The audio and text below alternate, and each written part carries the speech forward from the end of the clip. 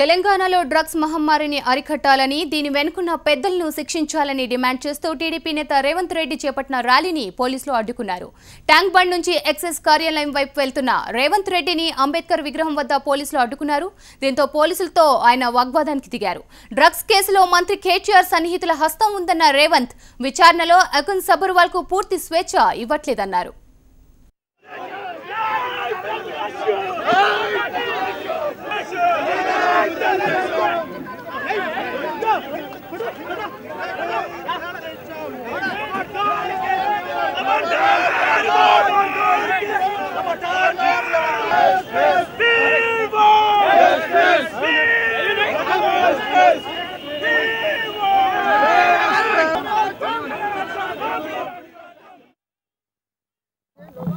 వందల మంది విద్యార్థులు ఆత్మ బలిదానం చేసుకొని సాధించుకున్న తెలంగాణ ఉజ్వల భవిష్యత్తు ఉంటుంది.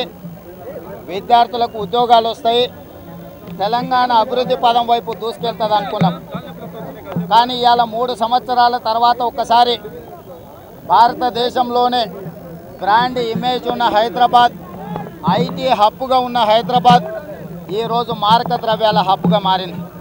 ఇవాళ పాఠశాలలల్లో, కళాశాలలల్లో, ఐటీ కంపెనీలల్లో, సినిమా ఇండస్ట్రీలో, అదే పెట్టుబడిదారుల ఇండస్ట్రీస్లో కూడా ఈరోజు మారక ద్రవ్యాల వినియోగం పెరిగింది, ప్రమాద స్థాయికి చేరుకున్నది. ఈరోజు అంతర్జాతీయ మారక ద్రవ్యాల మాఫియా హైదరాబాద్ మీద పంజా విసిరింది. ఈ సందర్భంగా ఇలాంటి మారక ద్రవ్యాల మీద నిఘా వర్గాలను పెట్టి కఠినమైన చర్యలు తీసుకోవాల్సిన రాష్ట్ర ప్రభుత్వం నిఘా వర్గాలను మొత్తం రాజకీయ అవసరాలకు ఉపయోగించుకొని వాళ్ళ మీద నిఘా లేకపోవడం వల్ల ఈరోజు హైదరాబాదును మారక ద్రవ్యాలు పట్టి పీడిస్తున్నాయి. ఉద్దానం కిడ్నీ సమస్యను జనసేన అధినేత